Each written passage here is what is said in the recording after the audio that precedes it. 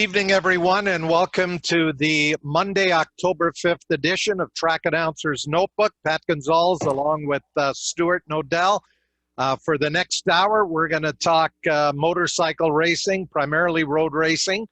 And we've got some great young riders lined up. Some you may not be too familiar with, but at the end of the hour, you'll be far more familiar with some of the great young riders who raced in 2020 in the SOAR and the Super Series and a little bit of the CSBK Championship. But first of all, I'd like to bring in my co-host, Stuart Nodell. And as always, Stuart, lots going on in the world of motorcycle racing in spite of COVID-19.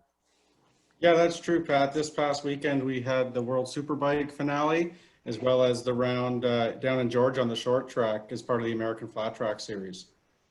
And obviously, we've got the guys here from SOAR that had their final race of the 2020 season. Okay, you're going to go to the share screen and we'll flip through all of that stuff. There we go. And so Nodell's notes will, first of all, kick it off, and we'll cover a lot of that. Yes, I was at Grand Bend Raceway after threatening to go there for several rounds. I finally went, but instead of being 25 Celsius and sunny, it was 7 degrees and rainy, but I still kept the shorts on and enjoyed the day there on Sunday as they got in the final round of the championship. We'll talk about the Pro 600 Extreme and the riders who were part of that championship battle that went right down to the last race, as well as a rider you're going to be hearing a lot more about next year. We heard a lot about him this year with his exploits in amateur superbike, as he did a lot of racing this year. So that's still to come on the show. But Stuart, in spite of not the best of weather, I think it was a good turnout to wrap up the SOAR series. And we must compliment Ken McAdam, who's been on the show a couple of times, that they were able to get in all 6 rounds of the championship. They did an outstanding job with the COVID-19 protocols and really did an outstanding job, and was certainly the one series that was able to handle things properly and look after all of the competitors and put on a great 6-race series. That's awesome, Patty. And everybody at SOAR did a great job, as well as the riders. Sounded like it was a great season. In the round of the season, we had the World Superbike event in France at Magny-Cours, and it was pretty much the same 2 guys that took the wins each day. Johnny Ray won one of the legs, and then Scott Redding won the other. And in the championship standings, you can see the 2 of them were, well ahead of everybody else, and then Chaz Davies in the 3rd spot on the Ducati as well. So those 3 guys were probably the most dominant of the season, and I think they had a good year. It'd be nice to see Scott Redding find some consistency, I think, and he would have challenged Johnny Ray a little bit more. Well, it's really Redding's championship to lose. There you can see the points lead that he has of 59 points with still some racing to go. Scott Redding on the Ducati, and Chaz Davies, as we said, former Daytona 200 winner, sitting there in 3rd on another Ducati. Yeah, and then from there, Pat, they raced down at the short track in Georgia, and Jared Meese did the double, and he's right back in the thick of the championship. Well, they've been racing. This was the 2nd of 4 consecutive weekends for American Flat Track. And like SOAR, they've done an outstanding job of pushing ahead with their championship. Sadly, the Flat Track Canada has not run a single event. Did reach out to Aaron Hesmer. Haven't really heard back from him, but I think he's been busy with his trucking company and with all of the effort that it takes to push forward with a series with COVID-19. I think he decided just to take the 2020 season off. So tough for the Canadian flat track racers, particularly here in Ontario. No real racing going on. And of course, you can't get across the border if any of them were looking at running some of the American flat track events. But Jared Mees was back quite a number of points. He's now closed within 12 of defending champion Briar Bauman. They're going to be racing at Charlotte Motor Speedway on the half mile this Friday and Saturday, and then it all wraps up at Daytona International Speedway. That'll be a short track event on that short track that was built many, many years ago just on the outside of turns 1 and 2 of the super speedway. And again, they'll be running Friday night and Saturday night under the lights at Daytona. The way that championship's gone, Stuart, I think it'll go down to that Saturday, October the 17th round before it gets decided. But again, has been the case for a number of years now. The Indian Wrecking Crew and a lot of privateer Indian riders just totally dominating that championship. Yeah, they sure are, Pat, but the racing has been exciting and close, and both Mees and Bauman have won the majority of the events, with Sammy Halbert winning one event. Now we get to tonight's guys. Okay, these are the 3 riders who went into the championship battle on Sunday at Grand Bend Motorplex, the final round of the SOAR series. Number 82, David McKay, had a 1-point lead over number 110, Chris Pletch, and 33, who qualified on the pole by winning Saturday's race, Elliot Vieira on the Yamaha. He was sitting there in third, and Math, I think, about 6 points back. All 3 of those riders had a chance to win the championship. Just a couple of other notes before we chat with those 3 riders, and then a little bit later on, we'll have Jordan Royds to talk about his racing year.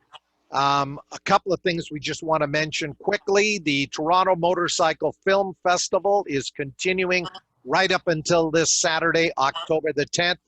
Stuart, I looked at a few of the shorts last night. One of them, Duchess of Speed, an outstanding little film about a young German woman who is racing Ducati and Vintage. Also one on 94-year-old Eddie Fisher, who still rides his motorcycle at 94. That's a great little short. And then today we watched the film on the Isle of Man TT that was filmed a couple of years ago in 2018 and featured both a top privateer and a Kawasaki factory rider. Really, really well done. I've seen a few films and documentaries on the Isle of Man. I highly recommend the one that's part of the Toronto Motorcycle Film Festival. That one is the one that highlights James Hillier and Dominic Herbertson, just a couple of riders running in the TT. The Space Between is what it's called. It's about a 1-hour film. And you still have time to go to the Toronto Motorcycle Film Festival, buy a festival pass, and Caius Tenchi has allowed a 20% discount for viewers of Track Announcer's Notebook. You just need to use the discount code. It's all uppercase, Notebook 20. That's Notebook 20, and you'll get a 20% off if you want to catch some of those films. I highly recommend it. So we finally made it to Grand Bend Motorplex for the final race, round 6 of the SOAR series. And as we said, we had quite a battle for the championship. This is Jordan Royds, superbike rider. We'll talk about his weekend. And the gentleman on the left there surprised everybody. Amateur rider Nathan Playford beat everybody. So let's begin with our race winner, Nathan Playford. Had a chance to chat with you after your win yesterday. Earlier in the day, you had won the amateur 600 extreme or sport bike class.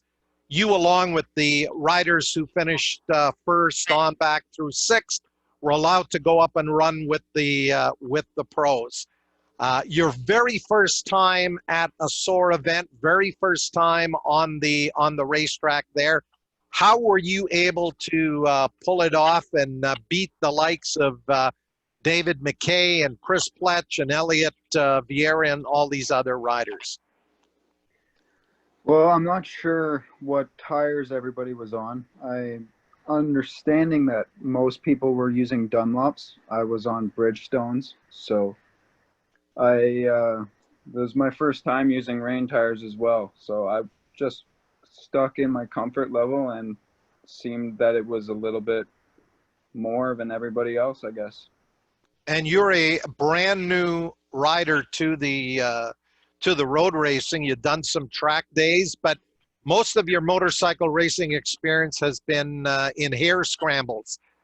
Do you think the experience and just the feel of running a motorcycle in a hare scrambles competition was a transferable skill to allow you to be as fast as you were in the wet? I mean, when it's wet in the hare scrambles, especially in grass sections or off camber, it's not very comparable to the tarmac. Like, there's no grip, especially when the tires are full of mud. So yeah, it might, because you definitely have more feel on the tarmac as opposed to slipping around in the mud.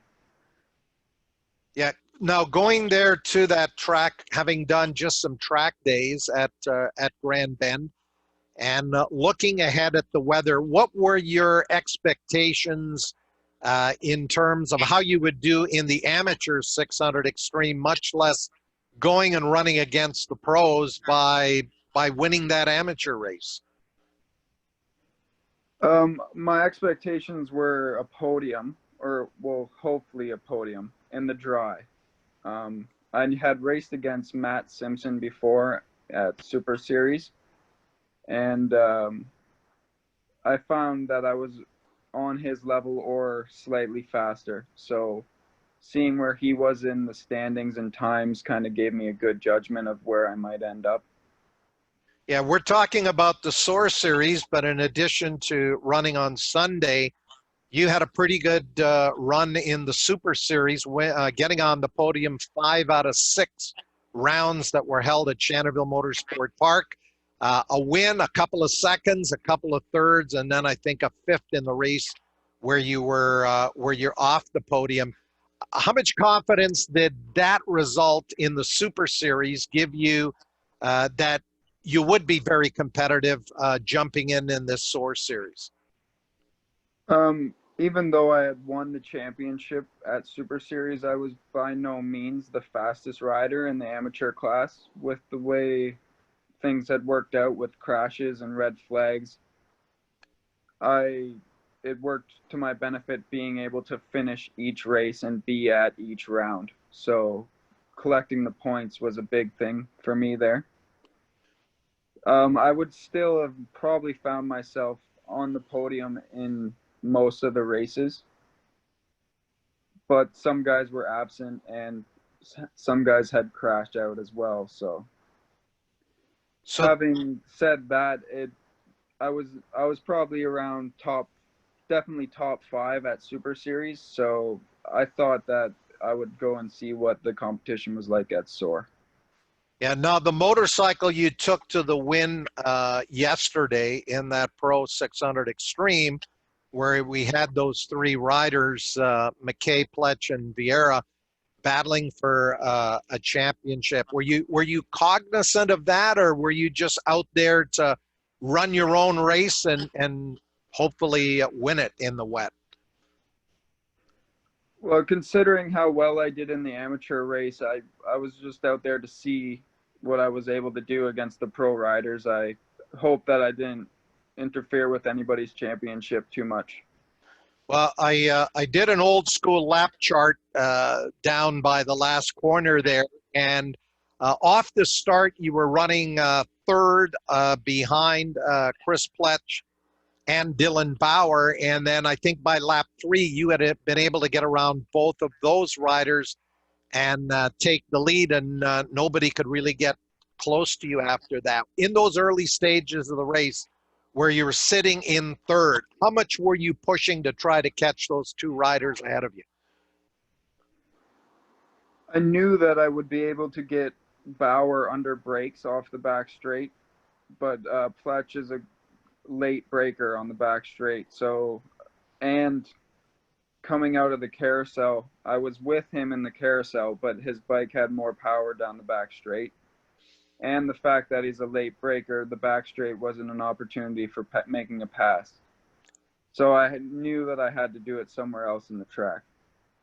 So where did you do it? After the S's, there's a short straight before a hard left, and I took the inside before the hard left. Is that coming on to front straight? The start finish straight? There's a hard left, hard right, and then a double apex going onto the front straight. And that's where you're able to get around. Yeah, before the hard left, yeah. Once you got out in front, how much were you pushing after that, or did you just try to be as consistent as you could once you got into the lead? I was for the most part staying at a comfortable pace, trying to be consistent and still trying to break late on the back straight where I was comfortable. Yeah. So Nathan, right off the start, and I'm sure it happened right in front of you, both unfortunately David McKay and Elliot Vieira crashed right off the start going into that first right-hander. What did you see, if any, of those two riders going down? Were they two separate incidents, or did somehow those two riders get together off the start? What it looked like to me, being right there, it looked like it was a little bit of a chain reaction. I saw David McKay go down first, and I'm not sure. I think it was a low side. I could be wrong. And I thought that that might have spooked Vieira into a high side, but it's hard to say. All right. Well, we'll get the other witnesses on a little bit later on. Now, Nathan, the motorcycle you were racing is a 2006 Honda. What's the background on this bike, and how much was it freshened for the racing that you did this year? We just had picked the bike up off Kijiji, bone stock. Yeah, and put race bearings on it, some rear sets, steering damper, a full exhaust, quick shifter, power commander kind of thing. So there's no suspension work done to the bike or no motor work done to the bike at all. So you're running pretty much a stock CBR 600 motor. Yes, yeah, it's 100% stock. Yeah.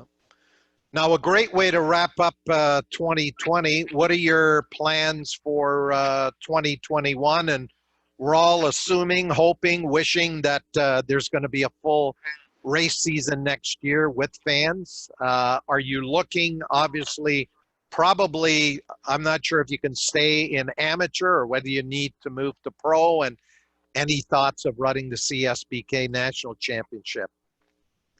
Yes, that's definitely in the plans for 2021. Hopefully that we can get some new equipment to try and be more competitive in CSBK. Okay. Well, Nathan, we want to congratulate you on the win. Many years ago, there was a rider by the name of Paul McMillan who was an extremely good rider, but he was even that much better in the wet. So congratulations on the win. And we wish you all the best. Stick around because we may come back to you for some further testimony on what happened off the start.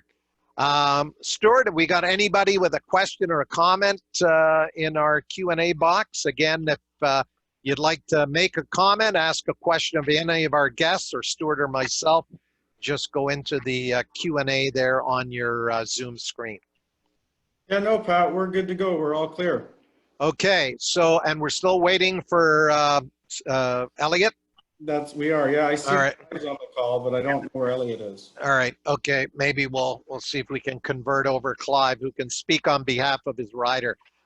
Let's bring in the champion in the SOAR Series Amateur 600 Extreme class, Chris Pletch. And Chris, you know, I announced your dad's racing when he was winning races at Shannonville and so forth, but It looks like you're just the chip off the old block. Congratulations on the championship.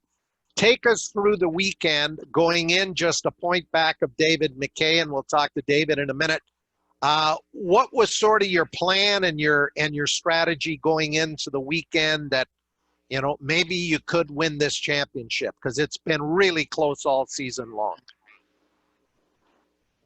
Really, getting all the rain on Friday, I was really focused on getting as much track time as I could on the bikes and get comfortable for Sunday, because it really looked like we were going to get a bunch of rain. And was that the first of the SOAR rounds where you had that kind of weather? We think it was round 4. We had a qualifier and some mixed conditions, but other than that, we haven't raced in the rain. Yeah, nothing like 7 degrees and rain. No. I think you finished 3rd in the qualifying heat, but I think you had the fastest lap of that qualifier. What kind of confidence did that give you going into Sunday's final? I had a bit of an advantage. There was a track day the week before, and I was able to get out on the layout. And it being a new layout at SOAR and not too many other guys, we were able to get some dry laps around there. Oh, okay. So that particular configuration, how does it compare to, I know there's a number of different track layouts. That one's 1.8 kilometers. And how did you like that track? Because the competitors actually voted on running that particular configuration for the first time. Right. Yeah, I personally really enjoyed it. Only disadvantage to the track layout, there's not too many good areas to pass, but everything flows really nice, and it's quite a fun layout to ride. Take us through those early laps. What is your perspective on what happened right off the start with David and Elliot? Because you must have been right in the thick of that, because you guys were all sitting there on the front row. Yeah, really, from my perspective, it's hard to say. I was right behind them, but I was really trying not to look at them. All I remember was it really seemed like they both went off at the same time, to be honest. And all I remember was trying not to be part of it. But you came out of there with the lead, which you held till about lap number 5 when Nathan was able to get around. How hard were you pushing at the beginning, and did you have any moments that said, I may need to back off a little bit with those two guys crashing out? This is my championship now. I just got to finish. Yeah, really. Once I saw Elliot and David go down, I couldn't really believe what was happening in front of me. And from there, I just really focused on staying on the bike. I was riding around all the puddles, doing everything I could just to keep the bike upright. Okay, and what did you think when this upstart amateur, Nathan Playford, comes blasting by you for the lead? Honestly, the way he rode in the amateur race, I wasn't totally surprised. And he was riding really well in the rain. He had a ton of confidence. And yeah, I definitely didn't have the pace for him in the rain. I wanted to bring it home, and I just rode my own race. Well, as I said a little earlier, I had the honor of announcing a lot of your dad and your uncle John Pletch's races at Shannonville back in the 80s.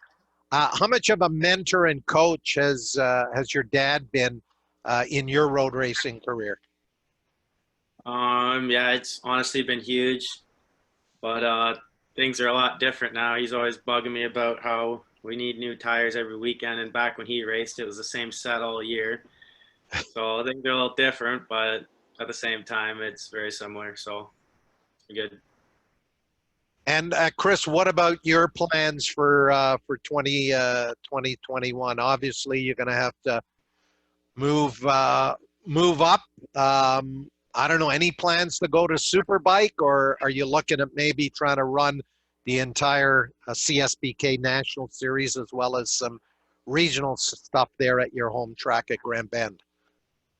Yeah, so first off, we're really not in a rush to get on a Superbike. Want to get comfortable on a 600 and get fast on it. But we do want to run CSBK and get out on more tracks. Okay, I'm going to move over to David McKay. David, first of all, what is your description of what happened off the start there in the Pro 600 Extreme race? Because you had a points lead going in, albeit just 1 point over Chris. Yeah, so it was an interesting beginning of the race for sure. We did have some people question whether we came together, whether it was the bikes hit, and I just want to get that out of the way. There was no contact at all, so it was two separate incidences, but maybe caused by the same. You know, I think we were both pushing. We both wanted that hole shot. We got a little, I think because we were beside each other, we ended up holding that a little extra second than we should have. Elliot started having trouble making the turn. And when he couldn't get the turn, it kind of forced me out a little bit wider. And then I both think we had to turn too sharply, and we ended up doing kind of a mirror image high side, but about 5 to 10 feet apart from each other. So both of you were down for a little while. You both picked your motorcycles up. Elliot continued. He ended up finishing 6th. You came into the pits on your Kawasaki, and then I think it must have been about 8 laps later, you're out on, it looked like it was a Triumph Daytona 675 triple. Take us through that lap where you got the bike going again, but brought it in the pits, and what transpired to get you back out there. And I think by finishing 7th, you hung on to 2nd in the championship. Yeah, so I ran over to the bike, tried to get it up as fast as I could. Everything seemed to be working fine, so I hopped back on, got back on the track, and was just going to try and finish the race to collect whatever points I could. In the instance that, you know, Chris was to crash or something, crazy things can happen, so you just got to finish the race. So I was riding around for about a lap or two, and then my shifter actually it fell off, and it started dangling and dragging on the ground. So that's when I had to pull off the track. I couldn't shift anymore. Came into the pits, actually jumped on a friend's bike, went back out into the race, and finished the race on another bike, just to get the points of whatever last place would be. Yeah, how strange was that in wet conditions, cool temperatures on a bike you'd never ridden before? Was it a Triumph Daytona? It looked like it was. It was a Triumph, yeah. Okay, all right. And I just tried to keep it upright, honestly. It wasn't my bike. I didn't want to throw it down. I didn't want to do any damage. So I rode it pretty easy, tried not to get in anybody's way too bad, and just wanted to finish the race in one piece. Yeah. David, I had a chance to visit with you and your dad, and your sister also races in SOAR. It's sort of all in the family. How young were you when you started going to the races with your dad? I mean, I must have been 8 or 9 years old when I started going to the track. My dad was always an avid motorcycle lover. He started doing track days years ago, and I would just go to the track and just hang out because I loved it. I hopped on a dirt bike when I was about 9 years old, rode that around the pits and back in the grass. And that was just I was just always at the track with him, and we loved it. What about your plans for 2021? Are you going to continue to run SOAR and maybe look at doubling up in CSBK?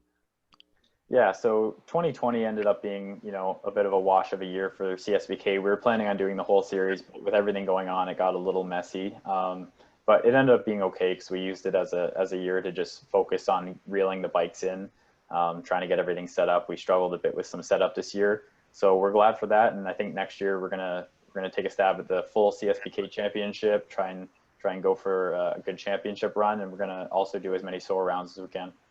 Okay, I know in the middle of August when CSBK ran at Canadian Tire Motorsport Park, I was there on the Friday, and Jordan Zoke took out your 600 to give it a bit of a shakedown. What kind of feedback and how much did that help with the rest of the rounds in the SOAR Championship?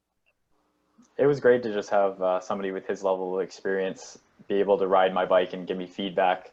we were able to compare what we were feeling, right? Because when it's just you, you can tell your crew what you feel, but they don't, it's not always easy for them to understand. So with Jordan being able to take my bike out and give me feedback on the way the bike felt and what his experience told him about how it should feel, he confirmed a lot of things that I had already suspected might be issues.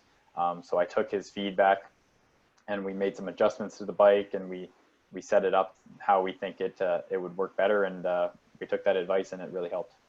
Okay, that's awesome.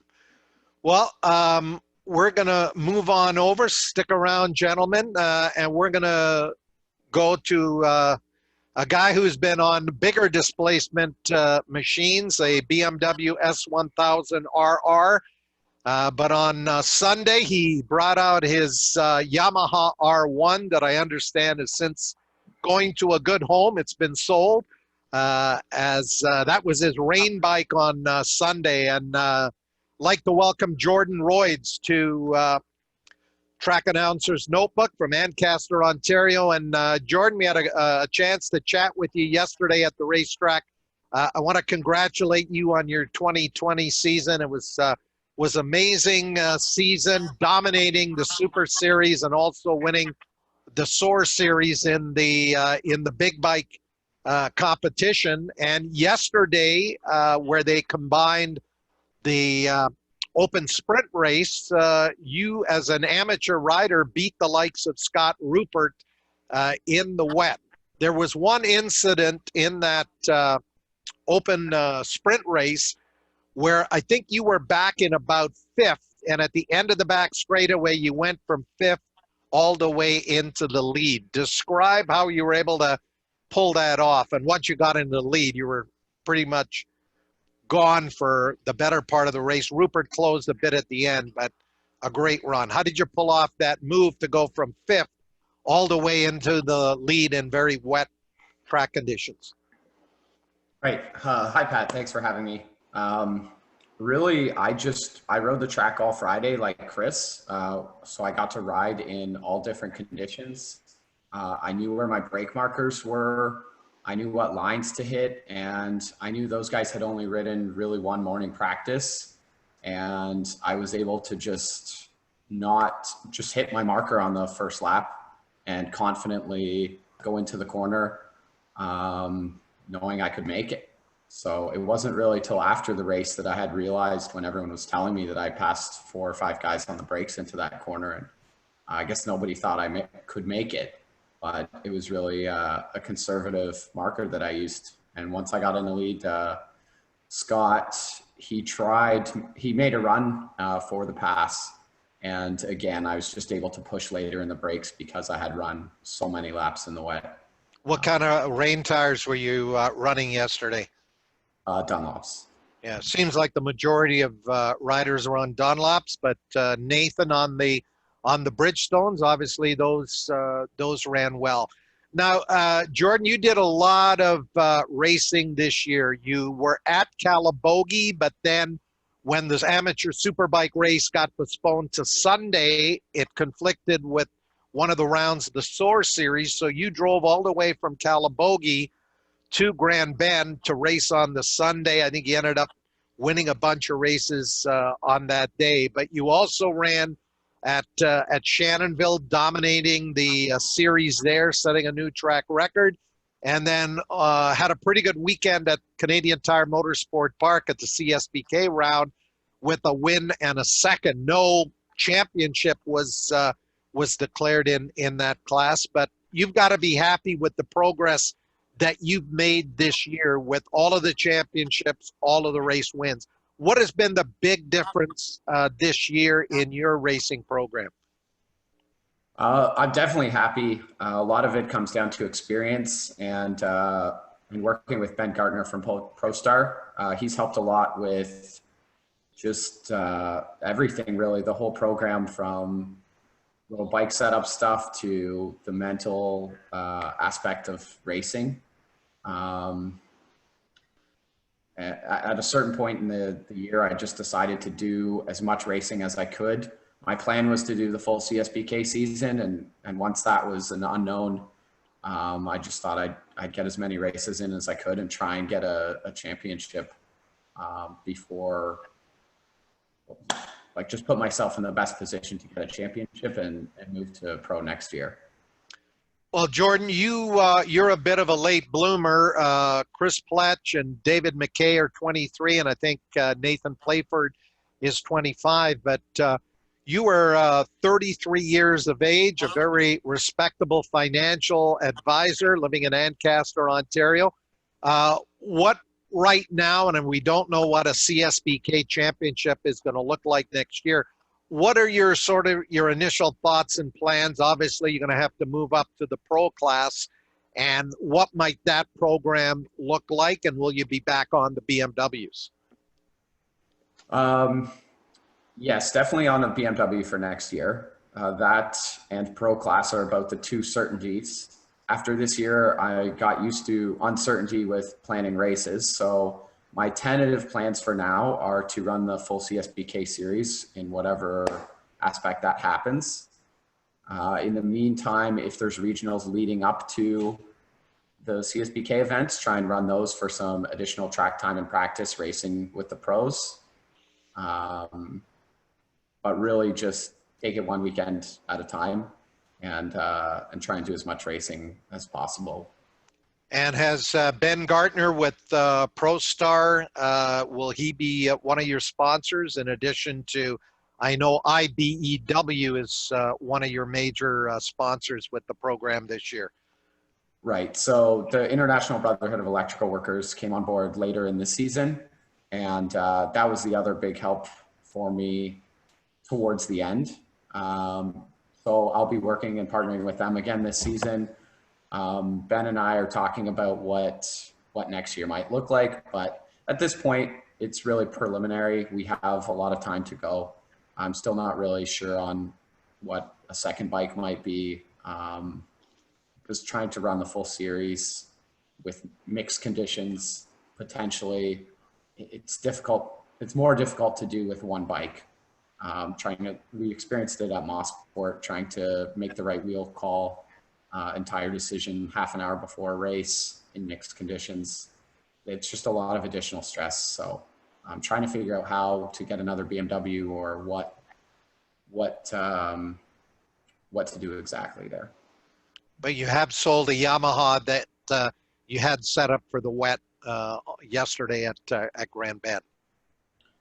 Well, I've got to fix it first, and then it'll be for sale. So unfortunately, that last race ended up going down basically off the start. I made it through turn one and then crashed. So it needs a little work before it leaves here. Okay. Stuart Nodell, any questions, comments from the folks on our track announcers notebook tonight? You're on, can't hear you, Stuart. You're on mute. Oh, you got me now? Yep. Yeah, no, Jim Brown is just chiming in that he knows where there's a BMW for sale. So maybe Jordan can get a good deal on one of the Jeff Williams. Let's make a deal on track announcers notebook. And Jim Brown, send us a quick comment. I know Jeff Williams was out at Shannonville in September for the final round there. He continues to improve. But if you got an update on how Jeff Williams is doing, we'd love to pass that along to everybody who's on the call here tonight. David McKay, we're going to go to you for a minute. Your championship run this year, how competitive, I mean, we know it was competitive, but did you think the Pro 600 Extreme class, because I think you got off to a pretty good start, and then Chris and Elliot sort of closed towards the end. Take us through sort of the ups and downs of your championship run in the SOAR series this year. Absolutely. It was an interesting year for sure. And the biggest part of a championship is consistency. And that's proven time and time again. That's something that our team lacked a little bit this year. The second round, we got a DNF due to mechanical issues for the bike. And that really hurt the championship. We got 0 points in the second round. I think we won the next 3 rounds in a row, but after that, that caused the championship to really narrow down. And Chris was really consistent this year, so that really helped. And then they brought the championship nice and close, so it came down to the final round. But it's all about consistency, and so that DNF really hurt us in the beginning, but we clawed our way back, and then it came down to the final round, and it doesn't always go your way. Well, you're a good sportsman. I know after the race was all over, you guys were all still talking, and quite impressed with the running of the races there yesterday.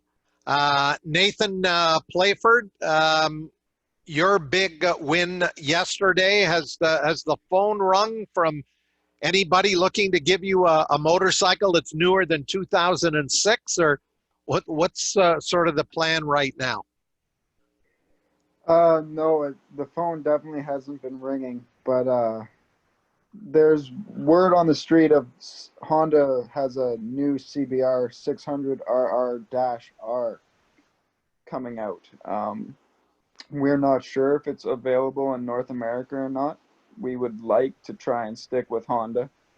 A little bit of Honda fanboys in the Playford household here on the street anyway, but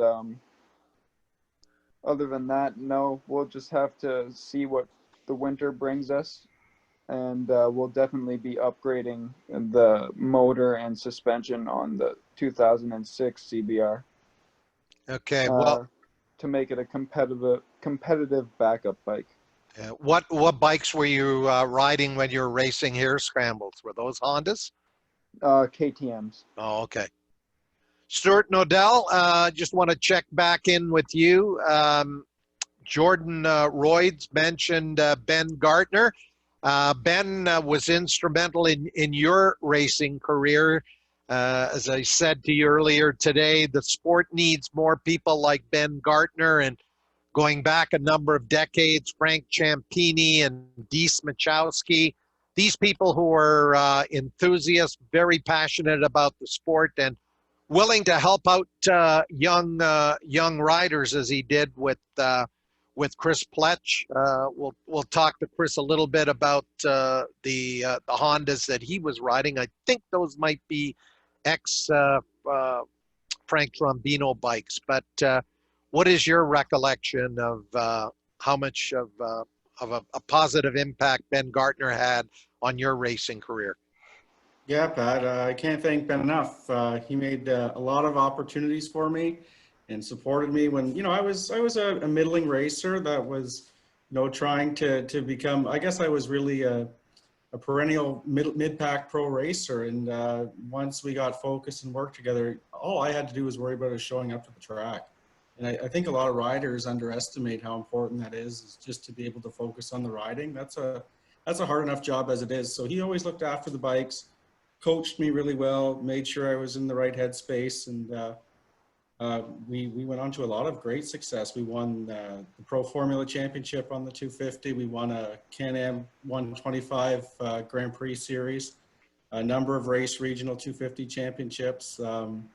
He made a lot of great things happen for me. It all happened in a very short amount of time. So I have great memories of working with Ben, but I don't know now if his head's going to be able to fit through the door with all these kind words. So we'll have to see. But I know Ben's really involved now. He runs the Dunlop tire service at SOAR, and by all accounts and talking to other riders and people at the track, he provides a lot of good support, and he's a good person to go and talk to. He has a wealth of experience in all kinds of racing. So we do need more people like Ben Gartner for sure to help push people forward in the sport. Chris Pletch, tell us a little bit about the Honda equipment that you're running. I did see the Pro Star sticker on the bike, so Ben Gartner's got to be helping you guys out a little bit. Yeah, Ben's been a lot of help at the track, and yes, those are both Ben's bikes. He's been a lot of help to the program this year, and with helping with tires and setup, and just helping get the bikes dialed. Indeed. And Jordan Royds, this is the the Ben Gardner Fan Club on Track Announcer's Notebook. What's been your experience dealing with Big Ben? I was just thinking that half of us, anyways, have worked extensively with Ben. I think I met him early last year, and he ended up getting me some Olin stuff. And at that point, I was on stock suspension. And then we've basically been working together ever since in some capacity, whether it's as a tire vendor, like you mentioned, but not only that, he brings a lot more to it than just obviously the tires.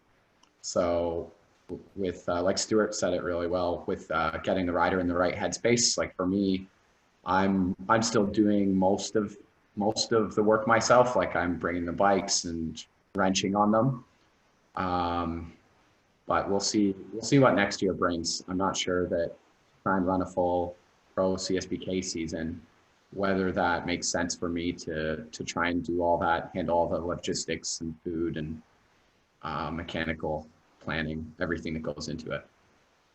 Stuart and Odell, I think we may have a question or a couple of comments there in the Q&A. We do actually, Pat. We've got one question for Chris Pletch, and that was, what does he believe was the key to him winning his championship this year? And what's he going to do to prepare himself for 2021?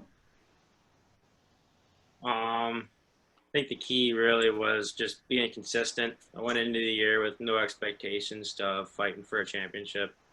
I just wanted to go out and learn from these guys, and that I did. I think we got faster every round and just stayed consistent, finished all my races. And for next year, really just want to do the same thing. Got a few tracks to learn if we want to go run CSBK. So it'll be another big learning curve next year. That's awesome. We have one other update, Pat, just from Jim Brown, that basically Jeff Williams is pretty bored, and he's preparing for a knee operation in about 3 weeks. It'll keep him off his feet for about 6 weeks in total. But other than that, I think he's doing pretty well. Okay, and Jeff did threaten that once he gets the okay from his doctors and probably needs a letter from his wife, he might look at getting back into CSBK racing next year. But he has really made an amazing recovery, and was really happy to see that. David McKay, when you look back on 2020, obviously you're still dealing with the disappointment of not winning the championship this year. But what will you take from the 2020 season that'll put you in a position to take your racing career to a new level next season?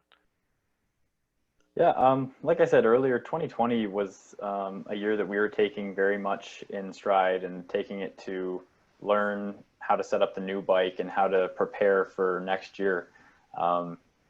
We honestly didn't focus on the championship early on, and the fact that we even were fighting for it at the end was great, but that wasn't our main focus during the year. It was more of a setup year and a testing year. We were jumping back and forth on the two different bikes. It was the first year that we got the new bike, and we were just simply testing, making sure we want to set them up close enough. We were setting up the rain bike, and it was just a year to make sure that we were comfortable, that we could have both options of both bikes, and that we knew what we were doing mechanically and as a crew, what we were doing to kind of prepare for next year. So we took it as that, and it was a great year for that with everything going on. And I think we used it really, really well to kind of set both up, and I think it'll help out next year tremendously. Okay. And Nathan Playford, I'm not sure what your expectations or goals were starting your very first season road racing, but to win the Super Series championship and run as strong as you did in SOAR, and I guess all capped off by that win yesterday.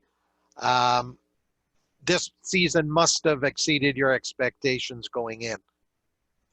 Yeah, for sure. When I signed up for round one at Super Series, I had to enter novice first and then be graduated into the amateur class. So I had the expectation of doing well in novice, considering all the track day guys in the advanced group asking me if I was planning on racing and such. So just taking it race by race and consistently being there, it all worked out. Awesome. Stuart and Odell is, I'm getting notes here that today might be your birthday. Is that correct? Actually, it was yesterday, Pat. That was yesterday. Okay. Yeah. Pat Barnes, his girlfriend Kathy sent, I guess, a message for the Q&A. But yes, it is my birthday, and or was yesterday. But I guess like most people, right? These things, or as when you're a kid, they go on for months on end. Well, I know you're not 23, but you're not 67 either. So belated. 47 now. 47. 47. Okay. Belated happy birthday.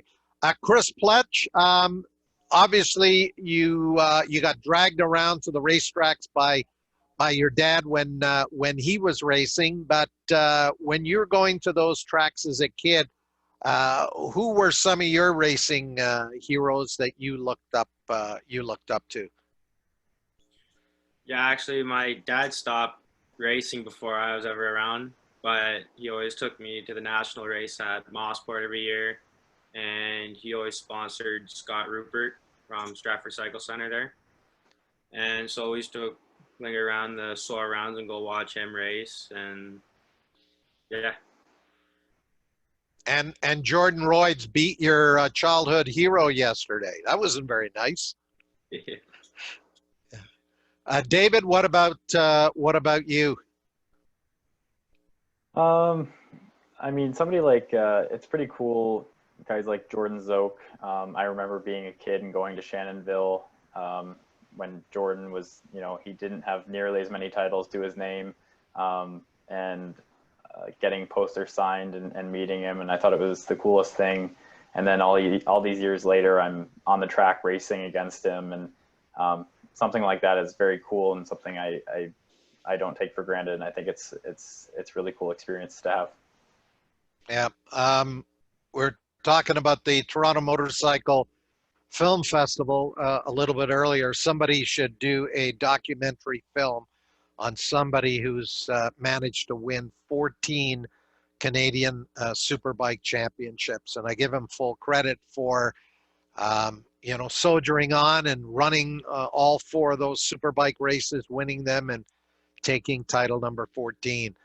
Nathan Playford, late to road racing, but who were some of the top riders that you were particularly fond of? I remember camping at Mossport back when you were allowed to, seeing Jordan Zoke and guys like Frank Trombino. But I would always, I think I even saw Nicky Hayden at Shannonville one time. So Nicky Hayden was a guy that I had followed. I know that he's not local, but he was one of my favorite guys in the MotoGP and the AMA. Indeed. Stuart, we've got another question or comment there that's come in. Just a couple of things, Pat. Yeah, it looks like Jeff Williams will be done racing bikes, and they're talking about racing cars, which Okay. indicated to us earlier on. And I guess the other thing, seeing as most of the guys here really looked at someone, Jordan Zoke, as someone to pattern themselves after. Just a side note that Tony Sharpless is now operating her supersonic motorcycle school, and Jordan Zoke's in fact going to be a guest instructor at some of the events in this upcoming month. So people should go check out the website, supersonicschool.com, and could be a great opportunity to learn from one of the greatest the country's produced. Yeah, and if you missed it a few weeks ago, we had Tony Sharpless on the show. Tony's starting her supersonic road race school, and I'm sure she'll do a tremendous job, and we wish her all the best with that. It'll be fully operational, of course, next year, running at various karting tracks, and Jordan will be one of the special instructors on that school.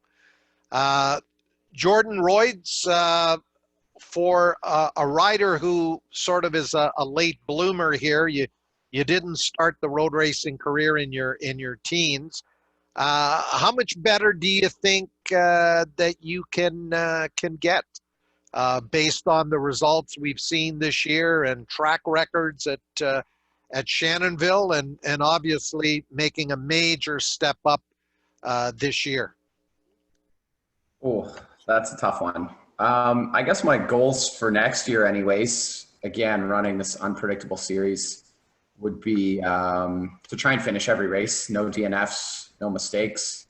If I can get top 10s, I think that'd be a reasonable goal, and really try and develop the bike and push my own riding.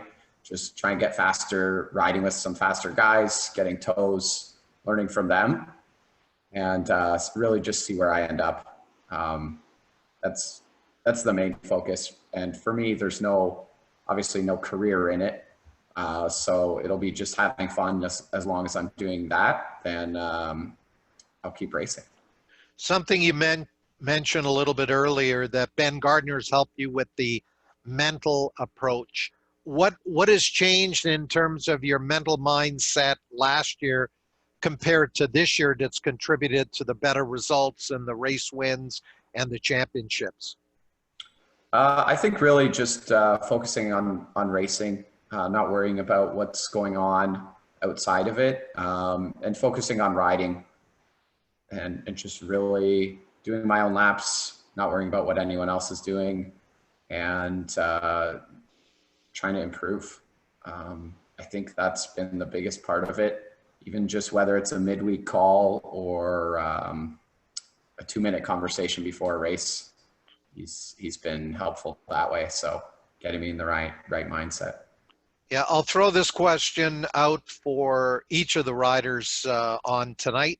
I know there are many different track configurations at Grand Bend Motorplex, and some of them they run clockwise, others they run counterclockwise. What is your favorite track layout and why? Let's start with Chris Bletch. Chris? That's a tough one. Really think I like long track, but after getting a bunch of laps on the reverse modified, I think that one's up there too. So I don't know. I like them all. Jordan Royds, what about you on the big bike? What track layout there is best for a 1,000cc superbike? I think long track would have to be the best for it. The BMW just works so well there, and with the electronics package that comes stock, it's just really incredible how easy it is to ride and how manageable it is. But I kind of have to go with Chris on that one. The reverse modified, I really liked it this last weekend. I think it's probably going to end up being my favorite layout. They're all really good. The long track I did like a lot. It's probably a close second, but reverse modified, partially I think because of my success there as well. And David McKay, what's your favorite layout at Grand Bend? I think mine's got to be technical. I think it has the best combination of tight stuff that a 600 rider like myself can excel in, and I feel like it flows the best. It holds kind of a special place in my heart. It's the one that I did my first national at Grand Bend on. I qualified 6th in pro superbike, and I really enjoy that layout. Nathan Playford, you don't have as much experience on the different layouts as the other riders here, but with the track time you have had, what's your favorite? Yeah, I haven't ridden there long enough to experience all of the different layouts, but definitely reverse modified that we had used this past weekend, I enjoyed more than some of the other layouts that I had ridden there. I enjoy getting a good drive out of the carousel to the back straight rather than back straight to the carousel. I find it makes the carousel much more fun. Okay, we're going to go to Stuart Nodell. Stuart, anything else in the Q&A before we wrap it up? Yeah, just a couple of quick questions for the guys, and the questions are, if any of these guys have gone to a riding school, and if so, which one, and did they find it added value to their riding? And then the second part would be, who do they think has the best chance of winning next year in their classes other than themselves? Let's start with Chris, and we'll go around the horn here. Chris? I did the fast school, Shannonville. And if we're going to talk for CSBK, man, that's really tough one because like just at Mossport, top 10 riders, all the lap times are so close. I don't know. I would hope to say Hornblower, if he's around next year. Hopefully he is. So I think that would be mine.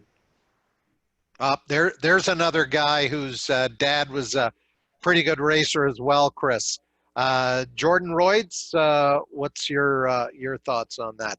Did you take a road racing school? I did. I took fast school. That was able to get that helped me get my road racing license. So that was back in 2016, I think. And then last year I went to Europe and did Racing School Europe in Catalonia on the new BMW S1000RR, where I basically fell in love with the bike and decided I would eventually move to it from the Yamaha. It was a big benefit. Troy Corser runs it. They have a lot of great instructors. There's a Moto3 guy riding over there with us as well. So I got to ride with him. Huge benefit. Highly recommend it to anyone. Racing School Europe. And as far as the championship next year, after riding that BMW and seeing Ben's performance in last year, I can't bet against him. So that'd be my pick. David McKay, what about your thoughts on motorcycle road race school and next year? I never took any sort of formal course, but I was an instructor at Racer 5, the Racer Development Program. So I think that's a great program. I really enjoyed working as an instructor for them, and I've seen huge progress from people coming out of there. We see lots of racers at SOAR who have done the program. So I think it has a tremendous value as a racing development program. Awesome. And Nathan Playford, coming out of here, Scrambles, did you do a road race school before you went road racing? Yes, I did fast school at Shannonville. And as far as the championship's concerned, I'm unfortunately not familiar enough with any of the other competitors to have a strong opinion on that. Okay. Well, that is going to wrap up this edition of Track Announcer's Notebook. I want to thank Chris Pletch. Congratulations on the championship, Chris. Jordan Royds, David McKay, and Nathan Playford. We've had the Jordan Zokes on this show and Ben Young, but it's good to have some of the great amateur riders that come out of our road racing series here in Ontario. Have a great off season, and we wish you well in 2021. Hopefully we've got, this COVID-19 behind us, and we can have fans back out at the racetracks and have full race schedules in all of the various series. And we want to wish you a happy Thanksgiving weekend coming up. Looks like the weather's actually going to be better than it was at Grand Bend on the weekend. So Stuart Nodell, we'll send it over to you for your final thoughts. Yeah, thanks, Pat. Just want to thank everyone for coming and attending tonight. And don't forget to go to our YouTube channel, the Track Announcer's Notebook. Just hit that subscribe button and you'll be kept notified as to all the happenings with the various episodes we do going forward. Okay, so happy Thanksgiving, everybody. Be well, and we'll see you here next Monday, which will be Thanksgiving Monday. We'll be on again at 8 p.m. Eastern. Have a great week, and thanks again for being part of the show tonight.